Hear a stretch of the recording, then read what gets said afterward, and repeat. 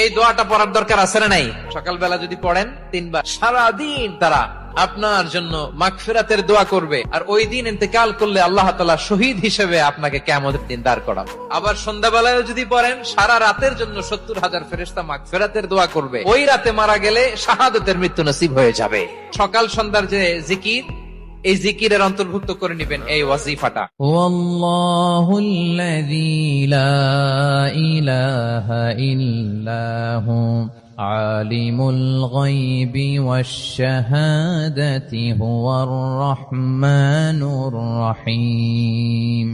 والله الذي لا إله إلا هو الملك القدوس السلام المؤمن المهيمن العزيز الجبار المتكبر سبحان الله عما يشركون هو الله الخالق البارئ المصور له الأسماء